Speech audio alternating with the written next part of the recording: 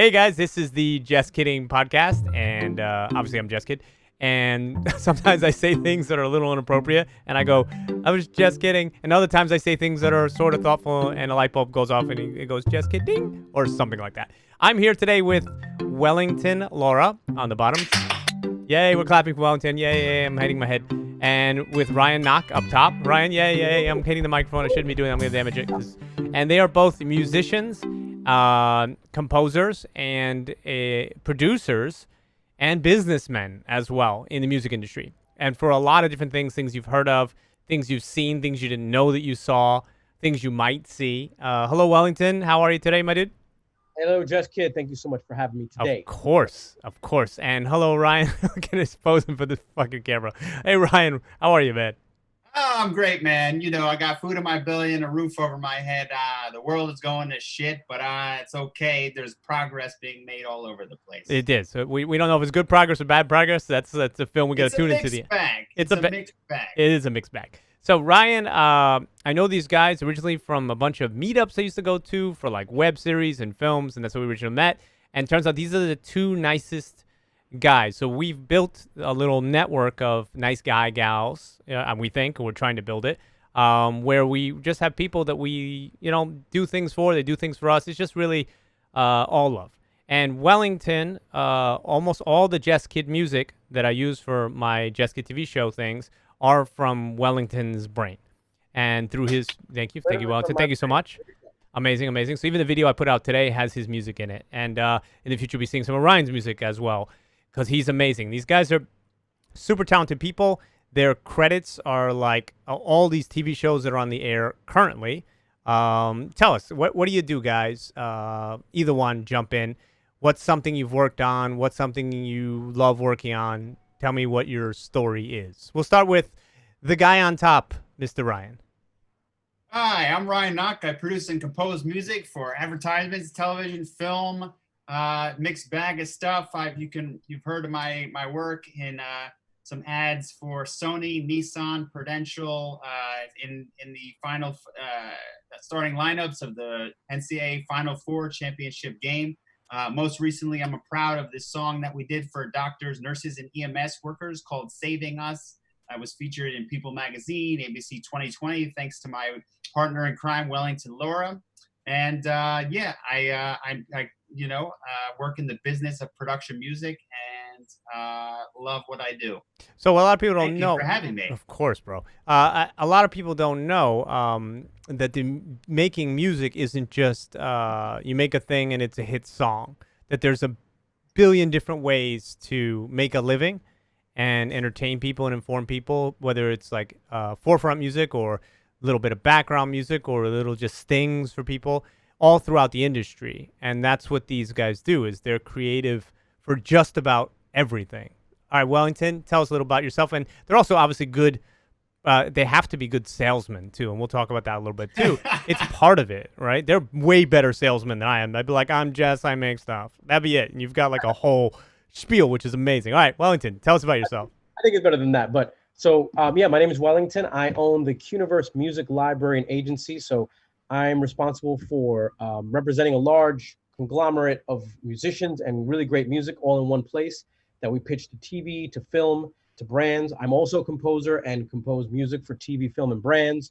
You'll hear a lot of our stuff on shows like MTV's Catfish, Keeping Up with Our Kardashians, WWE Divas, on Vice, Bravo's Shaws of Sunset. I mean, pretty much every reality TV show out there. And along with working with brands like Pepsi, Amazon, Apple, Adidas, Reebok. The list is I'm very thankful goes on. And amazing. And also love what I do, just the same as Ryan does. And glad to be able to be in a creative space and be able to do this for a living. It's amazing. So how, and when you have a chance, turn up your mic a little. You're not too low, but just a little, Wellington. How did you get started in music, and what was the drive to do it originally? So for me, just starting music, I mean, I was always a pianist. Mm-hmm. So like I learned how to play piano from a really young age. And I used to always just make my own jingles and, kind of play around on the piano and kind of make my own music. And kind of figured out how to connect my keyboard to a computer. and then started like making music on the computer, which, I started to just like do different things for different bands that I was playing with or whatever, just to kind of like arrange stuff for them on my computer. And luckily one day a friend of mine was pitching a TV show to a bunch of networks. And she's like, "Hey, you do music. Can you help me score my pilot TV show?" And I'm like, "Sure." So I did it, and basically gave her a bunch of music. She put it in her show. She was pitching it to different networks, and MTV happened to be one of those networks. And they were kind of like, when they saw the show, they were like, "Hey, we don't really think the show is a good fit for us, but we really love the music. Who did the music?" Wow. That's And amazing. that's what helped get me started scoring my first TV show for MTV back in 2004, which Wow. was MTV's True Life. I Live to Ride. That was my first episode. Wow. I know the show. That's amazing. Yeah. So you started doing music for them directly at that time. Yeah. So I was doing pretty much a lot of True Life episodes, a lot of MTV Diary episodes. Those are kind of like my first TV shows that I ever scored. And like, it started from there. And then like 9 years ago, I, started the Qniverse, which is basically like a production music library. And I started to say, I was having a lot of success doing it on my own. What if I did it on a larger scale and give other composers the opportunity to basically keep the dream alive and continue doing what they love to do? And that's what kind of inspired my company Qniverse to be born. And to this day, knock on wood, man, we've scored. I mean, I've scored over. I can't even tell you how many shows.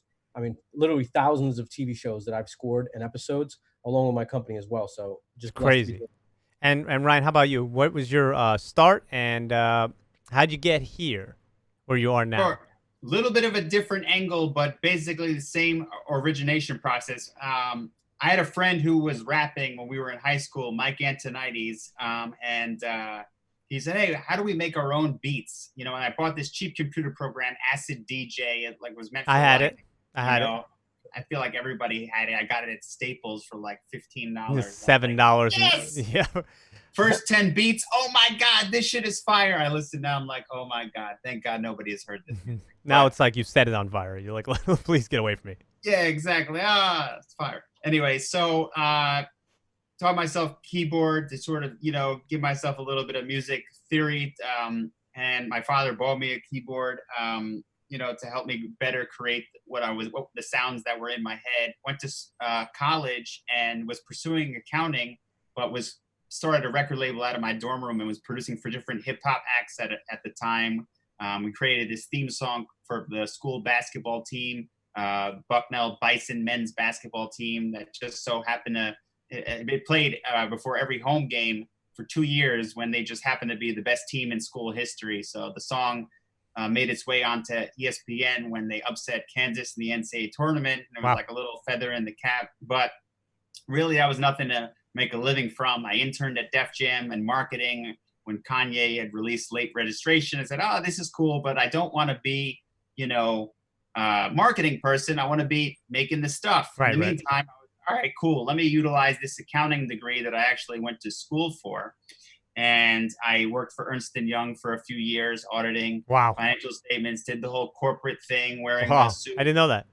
Working 15 hours a day, hating my life. Billable hours. Yeah. I mean, to be honest with you, the financial debacle happened. I lost my job, worked in accounting again with a smaller company. And were you making, sorry to interrupt you, were you making music during this period of time as well while you were accounting? I was. It was nothing to, I was like giving music away for free, just like, working with different rappers and singers, just trying to like build something, because I didn't need money. I had another job. But you weren't 100% fulfilled by the job, obviously. That's what you. No, I wasn't fulfilled at all. It was always like in the back of my mind, how do I make a living from this thing? In the meantime, I'm still developing the craft. I was trying to put in my 10,000 hours. At some point, a family friend gave me an opportunity to score this 2 like over-the-counter pharmaceutical drugs. One was like for an allergy drug called Nasales. Another was for an arthritis drug called Zostrix. And I love Zostrix. Yeah, I know. It's great. It helps manage all the bullshit. Anyways. That should have been the ad. You should have put it in the music. Manage all the bullshit. I have a story about this ad, but we'll get to that afterwards. Anyways, a family friend gave me an opportunity to score a couple of these ads, and I mean, I remember for a good month, I would be at my accounting job at my desk, calculating quarterly tax payments, and then I would run to the bathroom stall to take the phone call from the creative director at the agency, like, "Oh yeah, I'll have those 2 demos for you by the morning." That's amazing. That's amazing. And these 2 spots ran, and when I saw what they paid, and they said $5,000, holy shit! I said, "Really?" Like, I had never made any money from music. They're gonna pay me $5,000 for these 2 little things, and I didn't know how hard it was to get those opportunities. But I said, even if I could do, 5 or 10 of these a year, I could make what I was making in accounting, even if I could make half. And so I left my job a little while later. And you wouldn't be working 15 hours a day. No, for somebody else. Yeah. Well, sometimes. I mean, it really just depends. I mean, Right. As you know, when the work comes, you don't even realize you're working. You got to do what you got to do. You just go into automatic. Yeah, agreed. Exactly. Yeah, you work. Jesse works in production. He knows what's up. Anyway, so it's on off switch. Yeah. It's been since then. Somewhere along the way, I met other composer producers who helped to form the collective that I shot myself as, and I met Wellington, which was a huge advantage and awesome thing that happened in my career, both to have him as a friend and confidant. Sure, yeah. It's been an amazing experience, and here we are today. So and you guys are I don't know the exact arrangement, but you're sort of partners in what you do. What is your you don't have to give me the exact specifics. Yes, we are partners in what we do. There you go. You're partners in what you do. Not life partners. That's a different thing with respect to that, right? But you're partners in sort of create. I mean, Wellington Universe is your company that Ryan works with, right? Is that correct? So we understand. So Ryan, it's 2 components. So it's like, right. whenever a client comes to us, maybe they want stock music, Mm. maybe they want custom music. Got it. So, I own the Universe, which is a production library that Right. has lots of music already made. Stock music, right? Ryan, he's like our go-to guy Right. for custom. He's your on deck custom producer for your clients, which is Right. awesome. And vice versa for his company. For Knock It Out Music, when they need a library, we're their library partner. That's And amazing. when he can't, when maybe there's a need for library. Right. So it's just a hookup network. You basically pass it back and forth for what's needed, which is amazing because you connect with different people. What I've always admired about the both of you, and I'm curious about, is your business sense and your ability to just keep pressing. Like, I've always looked at both of you and said, like, well, that's a little uncomfortable. My nose would break the camera at that point. Where were you on September 16th? But I've just admired your ability to sort of just have and I know I say no fear because that's easy to assume, right? That you wake up every day, and Wellington's like an email machine.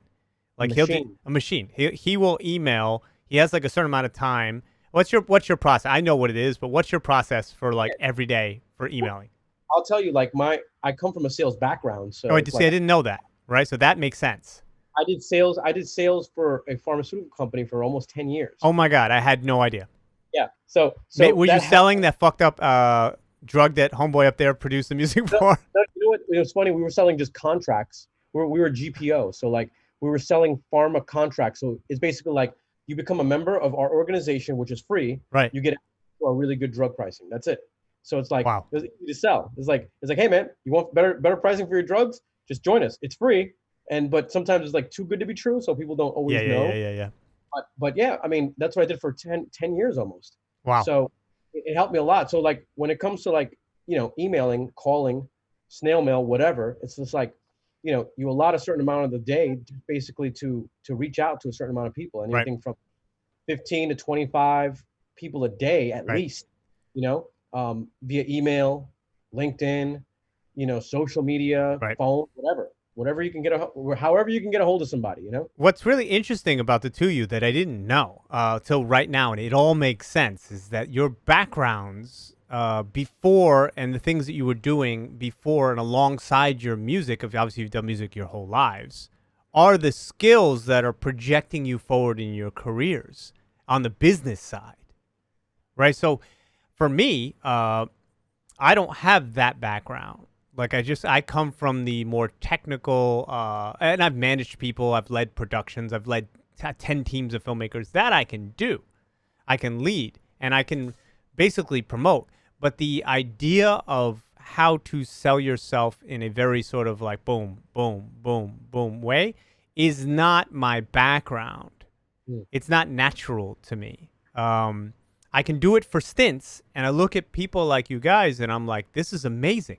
How do they have that, not just energy, but that fearlessness of getting people to pay attention to the thing that they do and the thing that they want to do? If I could do what you guys do, I'd be on top of the world because I have all the skills to back it up. I just can't. I can't do it. I almost have to find a you equivalent of me to partner up with. I would argue that the creative might not hit as hard if you were more focused on the business. Everything. Well, that's very interesting. You're right. You're right. Born with different skill sets and passions, right. And you're an amazing host. Thank you. Well, that's very kind. This is brand new to me, so I'm blushing all over the face, and all over the place. So, but how important is it, do you think, to find people who are, and then we'll get into more music side of things because that's very interesting, the business side of music, the licensing side of music, how that all works, etc. But how important is it for you to find like-minded people, like the two of you did for each other, that see the world in the same way, that have the same goals, to move forward? Because that's the one thing I've never really had. I have people who are very supportive, and I consider them team members.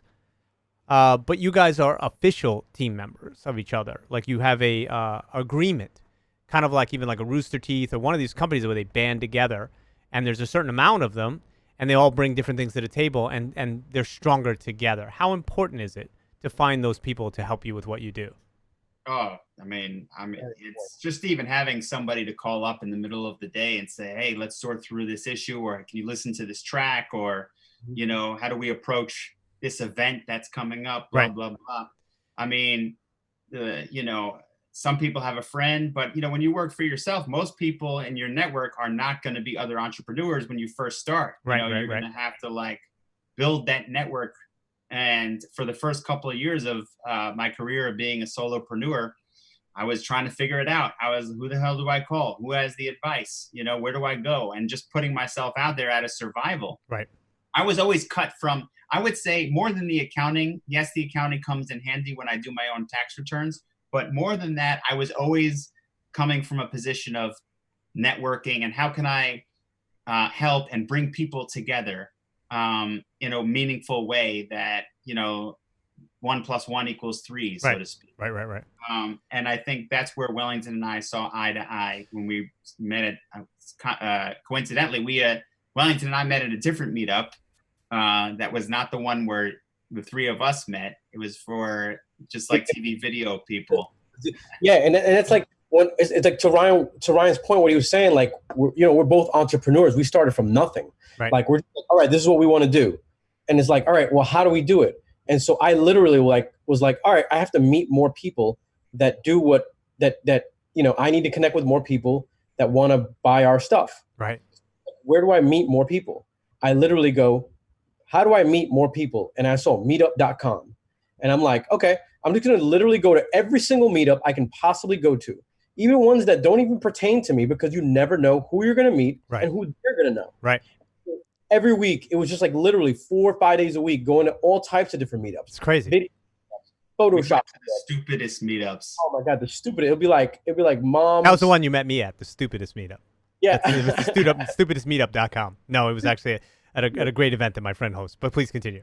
Yeah, but that was the thing, and that was one of the events, right? I'm like, I just started going to everything related to video, everything related to music, everything, until you start to go to them. You're like, all right, this one's kind of crappy. I don't really find like I get a lot of value from this one, but this one's kind of good. I met a couple of people that were pretty cool, so I'll keep going to this one, and you just keep finding them, and then as you meet those people, they start telling you the events they go to, and then you start going to those events, and then like so on and so forth until you start just meeting more people. How important? Obviously, you sell things, right? And you sell through, which is amazing. We'll talk about that in a second. But how important was it to go to these things and meet these people for the careers that you have right now? Let me tell you, I mean, there is no sale today. The product speaks for itself. So in order to create meaningful, relationships with people, the tangent, yes, you can do things remotely, absolutely 100%. But being in a tangible place with people where you can connect with them and they can get an idea, hey, can I trust this person? Are they competent? Those are the two things that people value the most when evaluating whether or not they're going to hire you, right? Is this person competent, and are they going to kill me? Like the most visceral way, like cavemen, right? Like, can they help me survive, and are they going to kill me? Anyway, so. Because, well, I both, when you first met me, I thought about killing you at least 10 minutes into our conversation. So how did you navigate that? I just held the fear back a lot. Okay, cool. And Please continue. I cried myself to sleep, but I said, you know what? Something's going to come of this conversation one time in the future via Twitch. Yeah, there you go. But really quick, so when people go into business for themselves, the first thing they think of is whether you're a lawyer, you're a jeweler, you're a personal trainer, music producer. Oh, I'm going into business so I can do this thing all day. And you realize you're doing this thing 30% of the time, and then you're selling this thing 70% of the time. Right. And that is whether you're a lawyers struggle with this, accountants struggle with this, doctors. I see doctors at networking. I'm like, what the fuck does a doctor? Doctors need to generate new opportunity too. Right. So like, yes, referrals are huge, but until someone knows you, your first 2 years of your business, you're just like letting people know that you exist. Right. Yeah. No one looks in the white pages anymore. Maybe they Google things, and that is another avenue, right? There's plenty of ways to generate new ways to let people know that you exist. Right. But networking is absolutely at the top for me. Wellington looks like he's bursting at the seams. He's got a lot to say. Go for it. No, I agree 100% with Ryan. No, he's on point with it. It's all about who you know, because initially the people that I met are the people that introduced me to the people that ended up buying music from us, and so on and so forth. It's like it's a referral system. It's like, but I think first, not only does the product have to be good, but you also have to be able to have like a good personality and be good people. Yeah, 100%. I mean, that's the one thing people don't understand in any business, but especially in entertainment. People have to like you. They don't like you, or you're giving off that vibe of like, this is not a person I want to be around or have a conversation with or get a drink with or smoke some weed, whatever the deal is. If that relationship isn't there, it's very tough to have a business relationship. It's personal. Wouldn't you agree? Yeah, totally. And I mean, now we're in a place where it's like, listen, if we meet somebody and we think they're a dick, we don't have to work with them. Right. And that's something that kind of went against. What a nice moment for you. Yeah, right. It's like Good when I first started this, I was like, I just want everything. Yeah, I'll work with you. Yeah, I'll work with you, even though maybe they were shitty or bad communicators or whatever, whatever the thing might be. And I was just like, man, I just got to get this money, man, because I'm trying to get this thing going. Right. Right. Now it's like, screw you, man. It's like you learn that like it's actually counterproductive to work with people who are not good, right, or not good communicators, or just dicks, or put you in a bad business situation where they're nice to you, but they're really taking advantage at a level that's making you hate them. I mean, and you guys have been through that, I'm sure, many times. Yes. I would say, just to elaborate more on what Wellington said, you don't have to be the most chipper.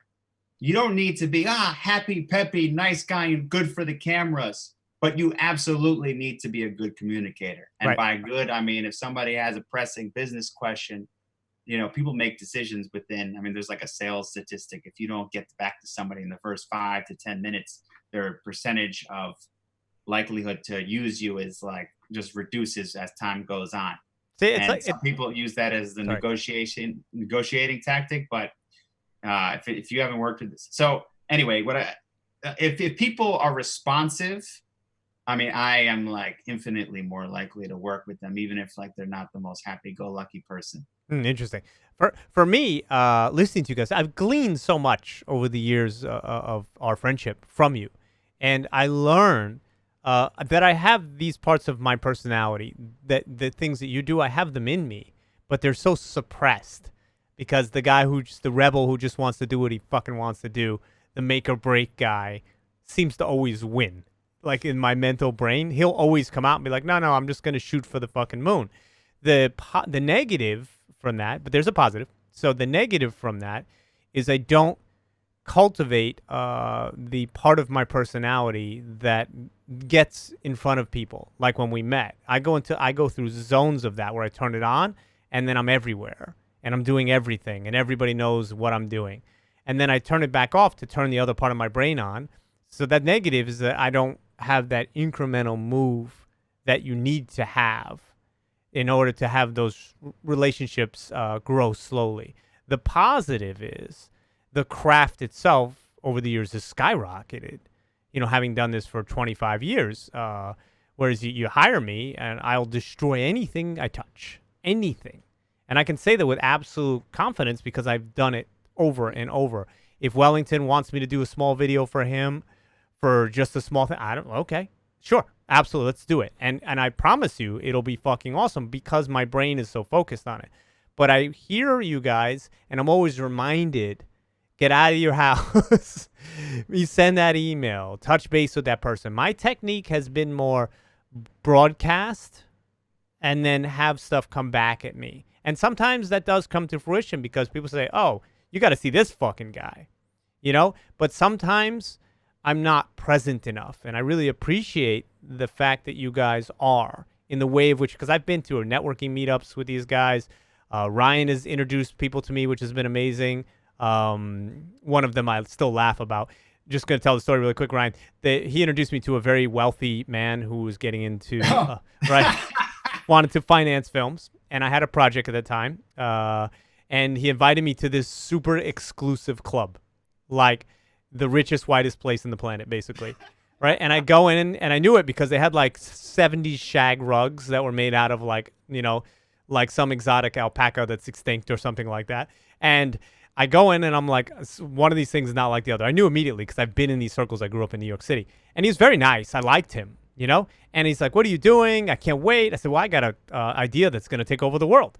And that idea was for IOU, which is a show about, you know, people fighting back against student loans and the system is corrupt and this and that, you know. And he looked at me and his brain like exploded when he watched this thing because what it represented to him was the destruction of everything I was sitting in at that moment. It was a fuck you to the man, you know?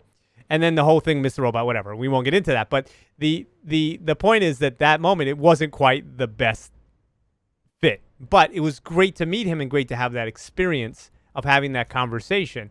Even if it doesn't go well, it's a good conversation to have. And that's something a lot of people don't realize is not everything has to be a win. Sometimes it's just a good meeting. You meet somebody, you like each other's personality. There's no bridges burned. But the win is that you had the experience, even when it doesn't go well, of having been through it. You know what I'm saying? Like that to me was very valuable. But so on the business side, the two of you, and we'll go to the chat room in a second. Somebody asked me in the chat room, did the place smell like boiled goose? Yes, 100%. It was like mahogany and leather-bound books. Yes, there was a lot of mahogany. Right? It's a lot of mahogany in that place. It was kind of hilarious. I don't know if you've ever been there. But so you guys, how do you learn the business side of music? Well, how do you teach yourself that? Because you're obviously very good at, would you say at this point, you're very good at contracts, right? You don't have to send everything to a lawyer anymore or any of that stuff? I mean, you have lawyers still that you consult just because. Right, of course. Because I'm not a lawyer, but I mean, I know the rights that I need and I know the rights that I need to obtain for a client. So that kind of thing is already set up. But yeah, to your point, it's like you've been doing something long enough. It's like, you can fucking crush it. Right. As long as you client communicates well to me what it is that you want. Right, exactly. Like, as long as you do that, then you're going to have exactly what you want, as long as it's communicated correctly to me. So how do you like you're talking to an MTV, right? Or a Universal Pictures or a filmmaker, whatever. How do you negotiate prices? Is it different per thing? Is it depend on what it is? Do you have your own scale? Are you flexible to what they're willing to do? I'm not talking about the filmmaker side. I'm talking about the bigger projects like TV and film. It's a mixed bag of everything, really. I mean, we have prices that we already know. This is the industry standard of certain prices. So we like to use that as kind of our template. So how did you figure out what those were? Really just by being in it for a long time and discussing it with other people that do what we do, and going off of other rate cards and really learning just what the going rate is from not only our peers but also like what people are offering us Right. as well. Right. You know, and then understanding when that happens. Okay, well, I've been offered this amount of money for this particular spot, maybe 10 times. So I'm saying the average is, you know, I'll take the average of those 10 different, Right. you know, offers that have been given and try to figure it out that way as well, you know. But at the end of the day, it all depends on, you know, where the music is being used, Right. how much of it you want, and how long you want it for. And, you know, those are just a couple of factors that determine like what kind of price we're going to set. At what point in your career did you feel like you got confident enough to just be very forthright about it?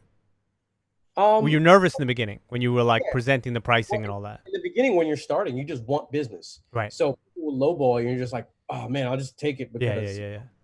I want the money. Right. You know, but it's like as you get old, you know, maybe 4 or 5 years ago, I started to say, okay, well, listen, like this is my price, and if you can't pay this, then I can refer you to somebody else that can. Right, because you have enough business that you don't have to really worry about losing the client because they want to lowball you, basically. Exactly. I mean, you have to keep a high standard of what your worth is. Right. You know, if not, then people are gonna be like, okay, well, we can lowball this person all the time and not bring value to the art they create. Right. So Andy, who works for a very successful startup, he said, I still do that if it's a project I really want to work on. So do you have moments where you say, hey, I really like this person or I really like this project and I'm willing to basically cut my rates because it's something I want to be a part of? Do you guys do that still? Oh yeah, totally. I mean, listen, even right now, we're actually donating music to any project that's related to Black Lives Movement or any movement. That's beautiful. Yeah, that's beautiful. So, and you know what's interesting? And YouTube just announced $100 million fund. I think it was today for Black Voices. And if there's enough of those things that you just suggested, and they happen across the board, you're really going to see the elevation, of a people, and even in a minor way. And it's it's beautiful. It is beautiful. It's beautiful that we are all recognizing it, and we're in that moment, right? And I had this podcast last week where I talked about creating in a pandemic and in the social uprising. Now, obviously, you're a Latino guy, so I think you are. You're a Latino guy, right? Yes. I am. I know you are. So you're experiencing a little of this. How has it been and Ryan has a thing too. He's created some music that has been pretty widely spread for the cause of the pandemic, about nurses and people being saved. And how has it been to create during this pandemic for you guys? Because you also create music, by the way. Wellington has an entire music library, but he's also a composer as well. So how has it been to be creative during this? Either the pandemic or the uprising that we've seen. And I say uprising in a positive way. Yeah.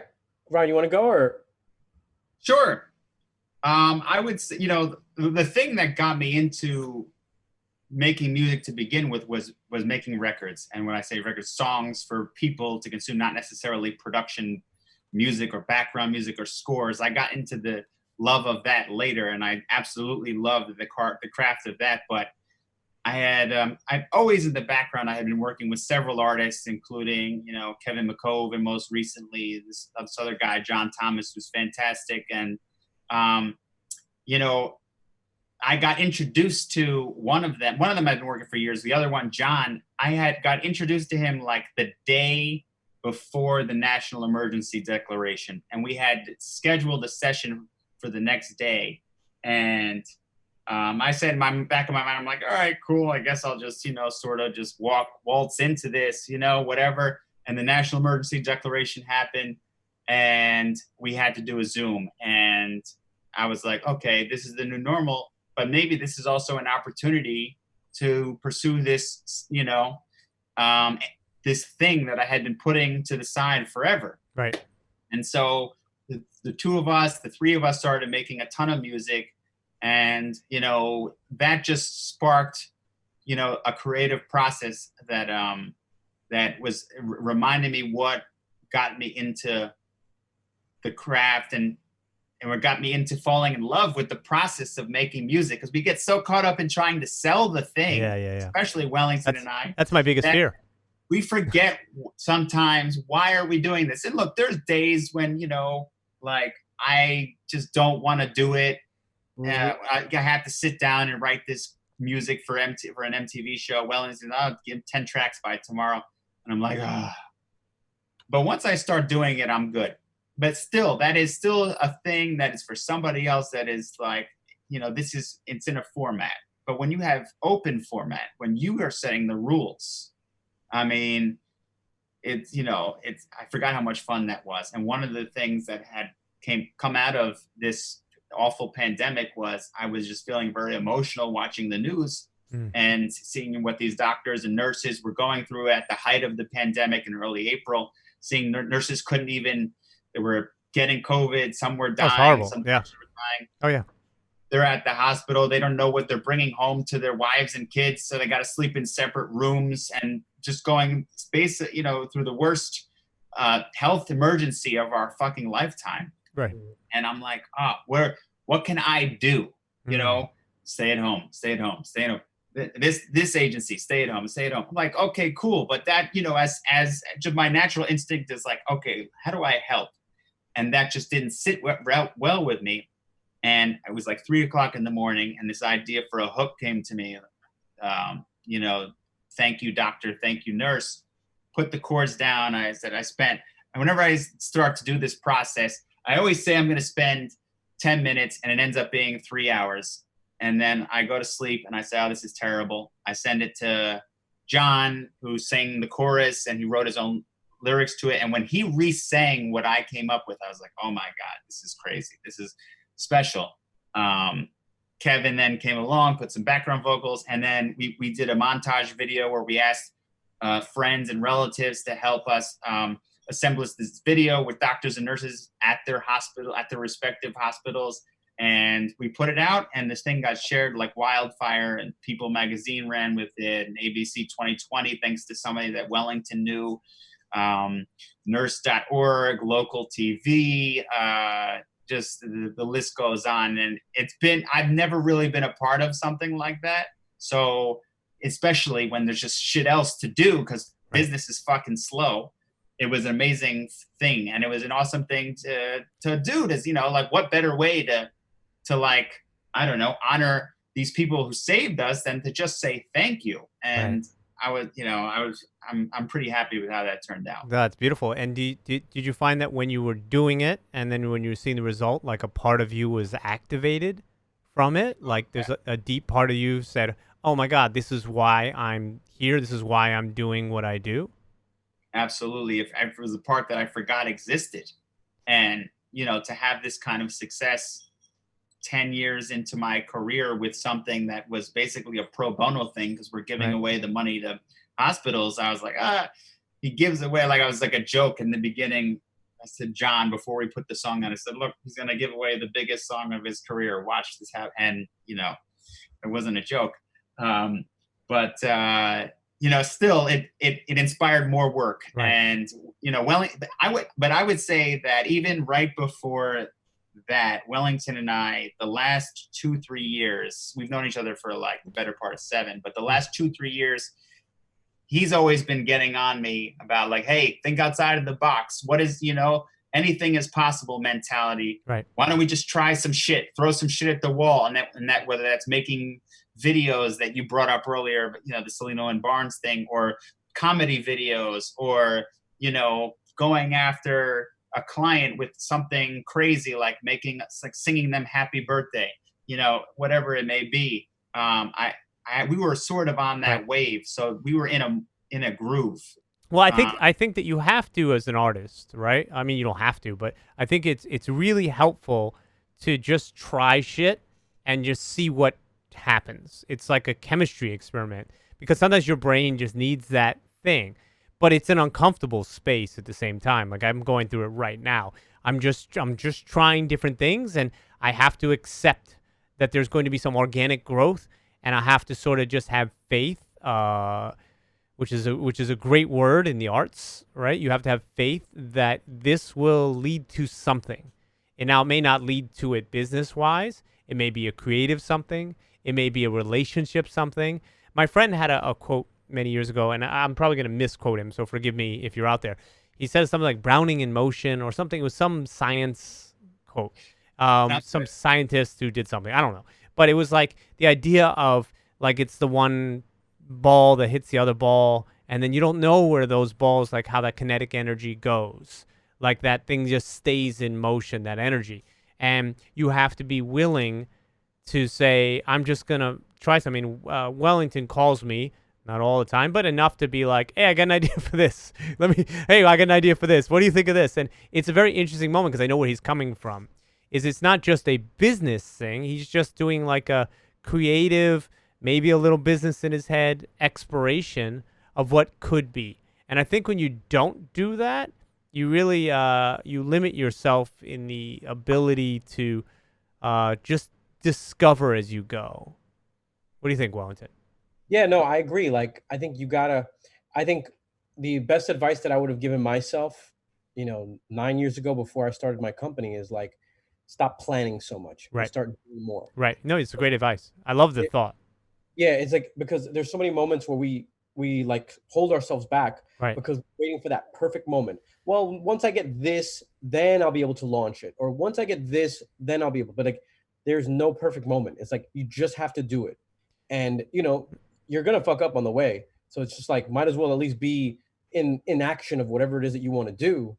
You ever hear? I'm sorry, I don't mean to interrupt you, but you said something in there that struck me so hard for me personally that I have to jump in and say, like I have a problem with this because experience sometimes can be a very negative teacher for me, and I know that's one of my faults that I work on. But like, I want to make more films again. It's like I feel it coming. And the question is always like when you've had negative experiences on how to sell those things or and a lot of people in the arts and what I do and on my part of it have the same question of where will it live? How will it generate income? What's the distribution method of it? And that stuff starts to get into your head.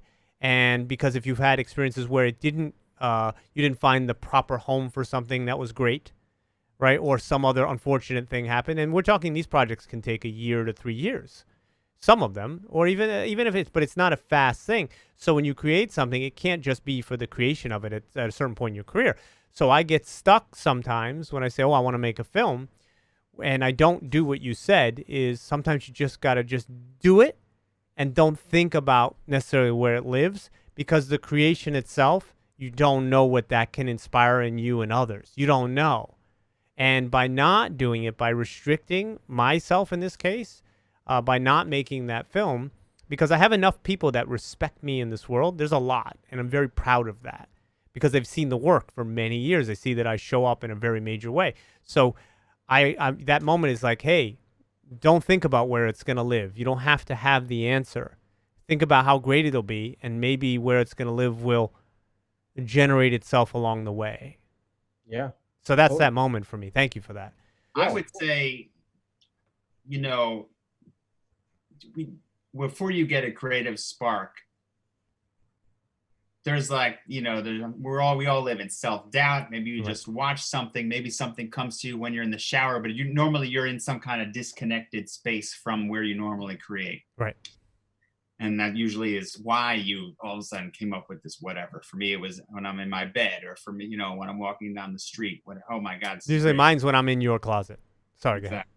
After I take you out of the closet, I'm like, yo, Jess. Tom's out the closet. Go ahead. Go ahead, please. It's like I'm accepting of people that have religious views. I'm not entirely religious. I'm more cultural, but it's like a voice. It's like a calling from somewhere else. It's like I don't know what to describe it, but when it gets in you, sometimes you pay attention to it and sometimes you don't. Right. But when you pay attention to it, like it just takes you on a ride and you're just like, oh, I got to do it. And I think for me, the last 3 years, especially with Wellington getting in my ass, I've been paying more attention to that voice and just following what I like to call life's trail of breadcrumbs. Like, oh, there's something. I don't know where this thing is going to end up, but I'm just going to get it to a point of completion. And maybe it's terrible, but usually it's not. When I pay attention to this thing that calls out to me. And I would say for you, you know, like, it's a little bit different when you're talking about a film that takes way more like moving parts than maybe a song that, you know, Wellington and I can bang out in a day or a week. But there has to be some baseline thing that you can get down when that voice is calling to you. And I would just run with it. Stop what you're doing. I mean, unless you're like at a hospital and someone's on their deathbed, but you know, like, just go with it, Jess. Yeah, come on, let's just go. Just go. Well, I've been making a lot of like little shorts now, and I did one that I thought was very sappy the other day, and that voice comes in, and I said, because it's like a formula for self-defeatism, right? And I'm not saying I live that formula because I'm actually doing the things, right? It's when those things stop you, that's when it's self-defeatist. But the formula is there to not do it, and that formula is I get this idea. I love the idea. I'm a little nervous, but I execute the idea. I love the execution of the idea. And then the nerves set in. Did I do the right thing? Will I offend somebody in some way? Is this thing too sappy? And then you put out the thing, and then it didn't have those problems, but then it didn't get what you thought the thing should get. Like, and it's just like this loop that plays with you every single time you do something, because when you don't have foundational elements in place, which I really admire you guys for, because you've been so smart, because you're focused on the business, the sales, the marketing, making sure you have, you know, sustainable things. It starts to get confused with the work. Does it make sense what I'm saying? And it starts to play with you in ways that maybe it shouldn't. Yeah, I mean, I think what you're talking about is the mind and how it plays tricks, right? Right. You know, in a day, we have something like 20, 30,000 thoughts. How many of those are telling you that you're awesome? Lately, more than the other guy. That's good. And that's all like your own mind control, telling yourself, yo, I am fucking awesome. Like, forget these thoughts that are saying that this is going to be shit. Right. And focus on the thoughts that are telling me that this is going to be good. I find myself with like little like mantras lately. And I used to think that shit was stupid. But what I'm basically doing or trying to do in my rough moments is like have these things play on a loop in my brain that are saying the same thing over and over and over to program. I'm trying to program my brain, you know, over and to get it to where it needs to be. Even if it's just something like saying the words, you know, like believe, you know, over and over and over until that's the only thing that I hear, and it drowns out that other guy. And it says, no, believe. And these are tricky waters, though, right? That we're swimming in. Maybe a little less with music, because a little less. It's not as easy to offend, unless you're doing something that's like got offensive lyrics to it. But it's a tricky time as a filmmaker because you are navigating very, very difficult waters during this time. You know, I think it's really just a very, very sort of interesting moment. But it's also the best moment, right? Yeah, absolutely. Because I think we're evolving. And on a higher consciousness of like, and being a little bit more, being understanding other people's struggles, right? You know, and being able to see what, you know, people have been going through and like try to, you know, just wake up, I guess, you know, like we could talk about this all night, and it's like it's even hard to kind of just put it into words sometimes, but it's just like this has been going on for so long, and just to be able to like shed a light on it finally, where I feel like people are like listening is a good moment for us as a society, you know. And part of me feels like it's not because there are people that have not had the opportunity as a whole in society, right? Not on the individual basis, because that changes per individual, but as a society, part of me feels a little bit of cautiousness of how I navigate putting myself forward at this moment, because I feel like it's not necessarily my moment to shine. You know, and being a little bit, at least, and if I do put things forward, making sure that I'm humble enough about it to know that my voice is not the key voice at this moment. Right. It's not. I'm not, but I do have, and then I have to say to myself, but you do have insight. and I do have something really, a lot of insightful moments to offer this conversation. If even from the side of the white guy that understands his own place in society, and the conversations that I can have with people that look like me, not to school them, but just so we can talk about what is this and how do we play a role in it. And that's, for me, adding to the conversation is very important as an artist. I have my dreams. I still have them. I still think I can achieve them. I just have to go into turbo boost mode. And I know it's coming, even if I'm going to be, kicking and screaming on my way there, dragging my feet. I just hope I can get business partners like you who have those kinds of brains to make that side of it happen. But even if I don't, I will activate that part of my brain and make that happen, because I will keep people like you guys in my life, thankfully, that keep reminding me of who the fuck I am, And Yeah. There we go. I think You're a monster. I am a monster. These guys were very kind when I first met them. They were like, I would play the Only role when of we like, first met you. what'd you say? Only when we first met you. That's No, it. they're total dicks every other Not moment. Yeah, down- yeah. downward This is only for the camera. But like I used to go to this thing called what was it called? Big screen, little screen, Big screen, little screen. my right? And it was a like web meetup where everybody would show their movies, right, and their web products. And I eventually got pretty big, and I would be ushered to the front row by my friend Paul, who maybe I'll have on a podcast if he likes at one point.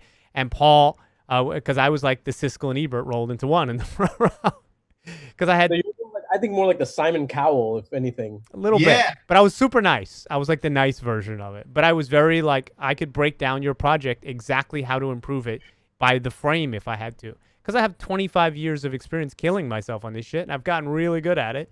And there's a way to communicate that would cut somebody's, a project 6 months of wasting their time, so they can get it to be better, in my opinion. I remember that's my fondest memory of you, like just thinking to myself, who is this guy front row that's just his feedback is always spot on, and he's able to like see something and elaborate for 10 minutes and not one waste. Some people ramble, not one wasted word, all critical and like awesome feedback. How does he always have it? And that's like what my first introduction to who this guy was, this guy Jesse. I would love to, one of my, so let's talk about dreams, right? Look, you guys have a successful business, right? And fantastic. I'm so happy for you. I hope it continues to grow. I hope you get the creativity out of it too, in addition to the finances we all need to get by. I really hope so. So let's talk about not just dreams, because I don't really, sometimes I don't like the word dreams. Let's talk about goals, because goals are better than dreams.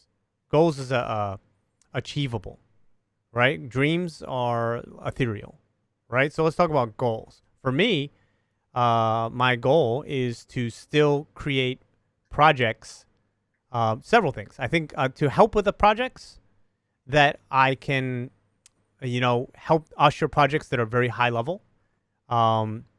And these guys are chatting in the chat room with me. It's making my brain hurt. Holy shit, you're like children, bro. The two of them. Now, oh my God, they're like, I'm having my moment. I'm talking about hopes and dreams and goals, and this is what they do to me. They brought me down. These guys. If you're listening to this, you'll have to go to YouTube and see the faces that they're making. I have no goals. You know what my goal is? I've decided that I actually do want to kill you at this moment, right? Oh, hey, listen. Understand. That's a goal. I figured that was a goal. But my goal is to work on bigger projects and to really contribute at a high level. And if I can't work on those projects, then like Drawn by Pain, like all these things that I've done before, do some shit with a style that nobody's ever seen before, offer something that no one else could do but me, and work with people to bring out the best in everybody again. And that's the goal. And to be rewarded for it. And there have been moments when we've all had this conversation of things where they've gone wrong and people have stolen shit, and all that shit is in the past, right? My time will come if I put myself forward enough. And it is time for me to shed any of the baggage that I've picked up over the last few years and to just fucking show the world, in addition to my funny little silly videos, in addition to these wonderful conversations I get to have with creators like you guys, what I can do. That's my goal. Go Right? home, Jesse. That's right. So what is your goal? What would you like to do? I want to do that for feature films, TV shows, right? And in a realistic way, I want to have the next Breaking Bad. That's my goal. What would you guys like to do beyond what you're already doing, beyond expanding your business? What would you like to do as musicians and as entrepreneurs, as business people? Yeah, I think, well, yeah, I think scoring a movie, like a blockbuster movie, you know, it's still in line with our business, but like on that scale and on that level is like, you know, trying to bring that closer to my vision as something that's possible versus something that's like, wow, that would be crazy. Because I feel like it'll just bring it into the intention so much faster. But like, yeah, being able to like score a film like a Hans Zimmer or Junkie XL would be amazing. And it's in our future. It's in my future for sure. And also being able to create music for more well-known artists, like, you know, making music for like Drake, or like, you know, making music for, you know, artists that have a huge platform and huge streaming numbers online, where it's like people can hear our music and actually like enjoy it, not just necessarily as background or theme music, but as something that's danceable, or like something that you can listen to when, you know, you're feeling down. I think to me, that's where I'd like to, where I'm going to go in the future for sure. I know you will, because I feel like, I mean, even the music that is in the beginning of every of my podcast, that's your music. You know what I'm saying? That little like it feels like a jingle, but it's the heart. And I can't tell you how many of my own things I'll listen to something that you've done and just give me that energy from it, and it actually inspires part of the work itself.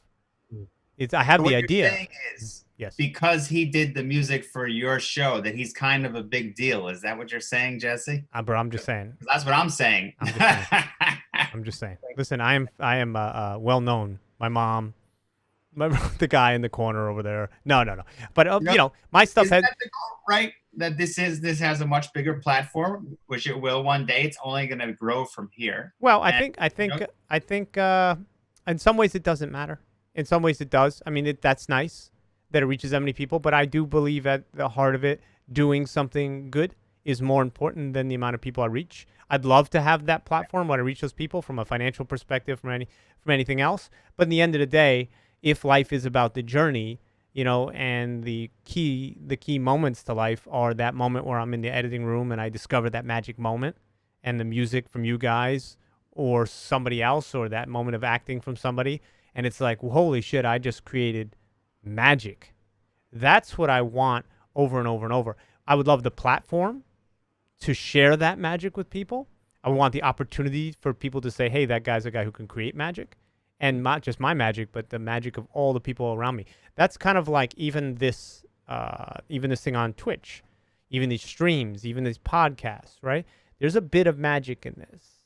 And when I allow myself to think about the moment that we're creating here together, that's why we do it, right? It's like to have this moment together, to be like excited by something, the future. What can we do? That moment of possibility, potential. That's my favorite moment in life. The achieved goal is, it's okay. I go pat on the back. Let's go to the next one. I know this already about myself, but the having the continuous magic moment over and over and over, and having the funds to do that, and having to be able to share it, that's the rush, man. That's the goal. Amen. So Ryan, what do you want? What's the eventual goal? You're doing stuff now. Is it similar? You want to do bigger projects? You want to work on narrative stuff? What would you like to do? I've done some shorter film work, films in the 10 to 15 minute range. I don't mind that if I'm in love with the content, but for me, I'm much more about short form. I have three things that I'd really like to accomplish. One is hit song. Everybody knows it. Mm-hmm. Maybe the background of some people's childhood, lovemaking, whatever. Number two, would love to have a Super Bowl commercial, have scored a Super Bowl commercial. And number three, I'd love to score the theme song to the NBA on TNT. I mean, huge basketball fan. That's always been a thing. Like, oh, to have a piece of something like that. Not so much. Yes, the money would be unbelievable, but like to say like this is a thing that I love and consume every single night that it's on. I mean, I'm like at a loss with that with no NBA season right now, and to think, oh, my music lives there, and people, like that. That would be. It doesn't even matter how many people are watching, just being a part of that. I had a little taste of something like that when I was I had music in the Final Four, then the championship game, and the starting lineup and North Carolina versus Duke, where they played Oklahoma. Anyway, and that was the closest I got, but it's still not like a theme song where everybody knows it. It's in the foreground, and you can almost hum it to yourself, that sort of thing. So those three things. It's beautiful. I think you can get them. I mean, these are talent. I know I can. So I'm talking. We can. Yes. Yes, we can. No, that's taken. Right. God damn it. Copyright Obama. Rest in whatever's happening now. So Yeah. So I think that like the next thing we can talk about. So there's obviously you guys do music licensing. You have a business. I think the last thing and I don't want to talk about takedown notices and all that stuff. Originally I was like, let's have that let's forget that. That stuff, that's just messy stuff. That's just the cost of doing business. That's part of the industry. I want to talk, I think the natural lead in here, the final part of what I want to talk about is I think it's great that you have it as a business so that you make money off of it, so that you can do what you want to do, Wellington, is giving back at the same time to other artists, is seeing other artists be able to make their living through what you do. I feel this way about making films. I am very proud that some of the artists that I've worked with in the past have become very, very successful people. I'm also extremely proud that some of the artists that I work with who are not even pursuing their art anymore, but step in to do roles for me, that they get that creative thrill. I'm very proud of the experience that I'm able to generate for people when we do a project together. I think it's beautiful. I'm very proud of this podcast and the people that I can pull in from the community, because that is the creation of community for me. Giving back, the way I give back is by being inclusive of that process, and then sharing that love with other people, and then even encouraging people that are younger than me, less experienced than me, because I take a lot of pride in seeing their energy grow. And I think you do as well, guys, with your company, with Quniverse, and with Ryan's company, Knock It Out Music. I think that working with other people and giving to them has a real satisfaction for me. What does it do for you guys? How does it make you feel? Obviously, there's business interests as well, but not everything is about the business. Yeah, I think for me initially, like, yeah, I'm like, all right, I can start a business by doing this, but like, what really kind of got me motivated and really excited me was like, how can I help other composers kind of see that there is a way to make music? I mean, make money with music. That's not like having a top 20 hit on Billboard. Right. Because you know how hard that is, and they could evade them forever, right? It's a small percentage of people that actually do that. Right. It's a bigger deal now. But people that can do music for TV or stuff like that. I mean, if you're pretty good, you can do music for TV, and if you're really great, you can be very successful at it.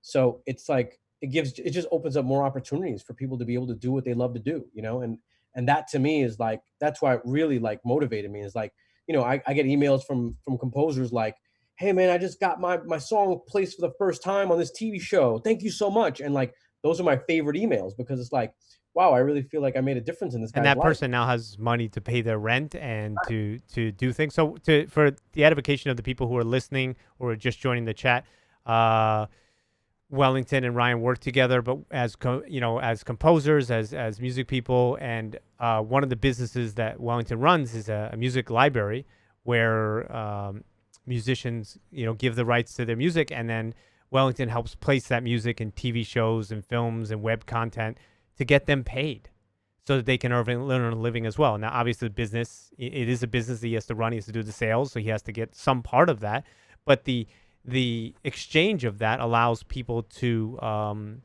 do their thing, which is extremely important. And I think that you are a guy, both of you are guys of integrity too. Like I feel like there's a lot of companies out there, and I remember early on web being approached. I have like 50 different contracts from places be like, give us all your stuff for free, or join our MCM. What's that called? MCM? Like MCM, I think it was like I don't know what the exact word, the letters were, but I think it was like where they would just get like 1,000 vloggers, and each would sign up and get ripped off. Yeah. And all they were doing was hurting people's dreams. Sure. And they were doing it as a business, and they were doing it under the guise of, oh, we're doing it for you. But meanwhile, there really was a mustache twirling guy in their lawyer's office, and then a Captain Nice guy in their front end sales. It's like, oh, we want to get your content. And it's kind of an evil practice. And what I like about you guys is I really believe that you believe in being fair to people, but you also believe in seeing people do well, because that's who you are, And I love that about you, because there's integrity here. And it's important because, like, part of we talk about this, we've talked about this before, that these guys, I consider them part of the nice guy / gal network, because it's inclusive for everybody, or whatever you want to be, right? It's just important because there are so many fucking scumbags in the world and in entertainment that it's super, super important for the people that are nice to find each other and look out for each other. And if they're talented, help each other. Right. What do you think? Totally. I'm just taken aback right now. I was like, yeah, that's exactly it, right? It's like, I know Ryan is like, when I first met Ryan, I'm like, okay, somebody that does what I do. And I tried not to let that intimidate me from getting to know him and right. And seeing, it could have been adversarial, could have been competitive. Right. So I'm like, you know what? He seemed like pretty cool when I met him, even though we did the same thing. And I'm like, maybe there's ways we could work together. And I took that approach, and look where we are, freaking 7-8 years later. Right. To be clear, we were the only two music people at like 100-person video meetup. So it was almost like, that meme where Spider-Man points at Spider-Man, like into the Spider-Verse. Yeah, exactly. So there was some of that. I definitely had some like, oh, he's out here doing the same thing that I am. And, and I was like, oh, you know what? I got to know him, and, we had a good little back and forth via email, and he was like, he engaged and was like, hey, we should work together. And I kind of let the email go. And and so I'm usually so good about getting back to people, but then he followed up like a week later, and I felt like, oh my God, I'm such a dick for not getting back to him. And then I was like, you know what? He's a guy worth working with. He came at me twice, and yeah, like you, like I felt like, how you doing? Some people, they just want the rights to your music or whatever. Oh yeah. And, I don't know this guy from a hole in the wall. Like, I had a bad experience with the previous music library, and the rest is history. And then we became, partners, and I dragged I shop his music to the advertising clients that I work with. And actually, it's actually really symbiotic because we came from two different areas of production music. I came from, like the advertising side, and Wellington came from the television side, specifically music for TV, background for TV shows. So we brought different skill sets and networks to the table. Very little overlap. Mm-hmm. Like there's these people over here who make commercials, and then there's these people over here who make TV shows. And, I thought that was really unique, and we were able to cross pollinate. But yeah, trust is everything. Well, it's great to meet your, was it Matt Stone, Trey Parker? Like, it's great to meet people who can really just symbiotically attack something together, because not only are you there for each other business-wise, but you're there for each other as emotional support. People don't understand how hard it is. It's really, really, really, really, really hard, because everybody wants to do what you're doing. I mean, everybody being a lot of people want to be musicians. Dude, talk about how many people want to be content creators or streamers or filmmakers. It went from literally 0.01% of society to 40%. It's literally, that's the shift in this thing. Yeah, so, low barriers for entry.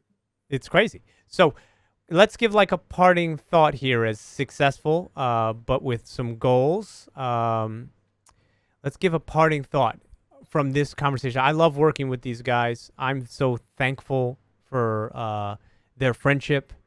I'm so thankful for Wellington's music that I've used so many times and I will continue to use. And I'm always just going and sniffing around his library, and he gets email alerts, I'm sure. He's like, oh, he's in my backyard again. Right? And but when I get it, I'm like, ooh, something good, because it's going to inspire me, and I'm going to make something great that hopefully the people in this chat room and the people watch these videos enjoy. And that's to him. That's all him. And I'm going to be rating Ryan's library, and he's been kind enough to offer some music as well, which is beautiful, because the things that I do will affect people. And they will affect people in part because of what you help me with. You help me. And that's why when you ask me, which hat is that? Is that a cool hat? Let me see that hat. That's a cool hat you got on there. I thought it was a kitty cat hat. I thought you were rocking the same hat as me. I was going to get excited. No, put that thing away. That's garbage. We don't need to see that. You don't need to advertise for them. We're good. That's you're label whoring. I don't like it. Right? But I was saying that the product is better because of the relationship. And I hope that I get to have more relationships like I have with these two gentlemen. I hope that my life is filled with people like this. If I think of my goal and I think of the hardship that I may encounter, I just need the thing I need to think of most are the people that I've used as collaborators that I enjoy, and to think that there are more of them out there. And if I think that there are more of them out there, I won't approach the world from such a scared place that they're all bad, evil people that are trying to hurt me, but that I can find the gems, and that those gems will collect with me and will be just this beautiful bag of gems, you know? Bag of gems. It's not a bag of dicks. I wasn't going to go in that direction. I know where it was going. It's like a thought process, and it could have went down. Right off the tongue. It does. Yeah, the bag of dicks does roll off the tongue. So please continue. Yes. But just, when you think about it, it's like everybody's scared. Right. And it's like some people are dicks or assholes because they just don't know how to deal with the scared. Right. And then you have some people that are like, hey, kill them with kindness, or we do the right thing. And that's how we deal with scared. Right. By finding more people that are like-minded like us, right, and combine forces like Voltron and, save the universe. You know what I mean? Yeah, man. It's awesome. Well, I think that like I said, I'm very grateful. I'm very proud of the things that we've done together. And even if you're not in the room when I do them, your music has done them for me. I'm very proud of all the conversations I've had with Ryan over the years, because you guys, you put wind in my sails when I need it. And I appreciate you a lot as people. And I admire you for where your business is growing and going. Thank you for having us, Jesse. We appreciate you. My pleasure, my dudes. You know where this will be and all that stuff. I'm just so happy. When I have a good conversation like this, I just leave feeling better about everything. I don't know. It's like there's this energy that's created that's just fucking beautiful. It's beautiful.